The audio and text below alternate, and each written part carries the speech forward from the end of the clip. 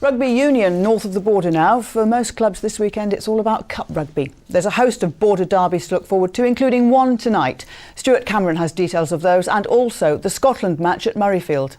Let's start with international rugby, and in tomorrow's match between Scotland and Japan, 4 players will be representing the borders. Captain Kelly Brown, of course, with 2 former skippers Greg Laidlaw and Ross Ford also in the starting lineup. And Jeff Cross is on the bench. The last time the Japanese visited Scotland, it ended 100 points to 8 for the Scots. We probably won't get a repeat of that, but surely a big win at Murrayfield is on the cards. We'll bring you highlights from that on Monday. And so to Club Rugby, and at Riverside Park tonight at 7:30, the Border Cup competition kicks off with Jedforest against Selkirk, 2 teams who have lost just once in their last 10 games. Jedforest have the best defence in the Borders, Selkirk are second in the try-scoring table, and although the sides are a league apart, home advantage for Jed and the fact that it's a derby means it's all very unpredictable.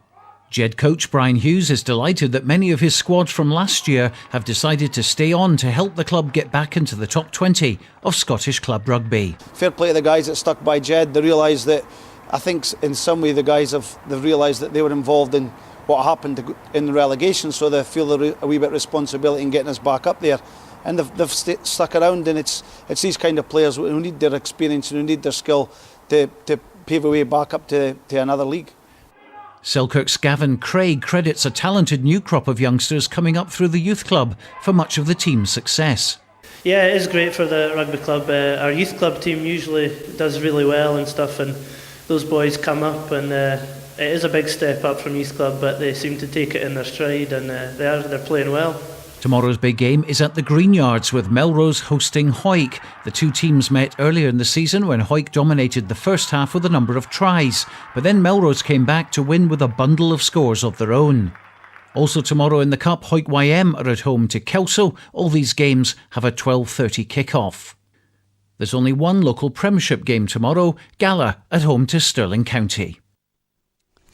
It was a magnificent night for Borders Rugby at the Scottish Rugby Hall of Fame dinner at Murrayfield last night. Half of the new Hall of Fame heroes are rugby stars from the south of Scotland. Ryan Dollard reports. It's been quite a year for Hawick's Hugh McLeod. Recently he was named in the best ever Hawick team, and last night he was one of 5 local legends inducted into the Hall of Fame. And he wasn't the only one from the team. Jim Rennick was also named, and he reflected on a brilliant career. I think when it's been part of your life for as long, and you were down with your friends playing, your mates, it was just a way of life. Probably the best days of your life. Just playing here, playing rugby, enjoying it. Jedforest's Gary Armstrong was also honoured along with Selkirk star John Rutherford, who recalled his first Scotland cap. There was a guy called Paul Ringer who was the number 7 open side flanker for Wales, and first line out he came over. It was a French referee, I remember. He didn't speak a word of English, and Paul came over, and I thought, nice guy, he's going to say have a good game, but of course it was a total opposite. He told me he was going to break my legs. Making up the famous 5 was former Gala player Chris Patterson, who retired after winning a record 109 caps for Scotland. It topped a remarkable night for Borders Rugby, and they joined Jim Telfer, Ned Haig and of course Bill McLaren in the Scottish Rugby Hall of Fame. Ryan Dollard, ITV News.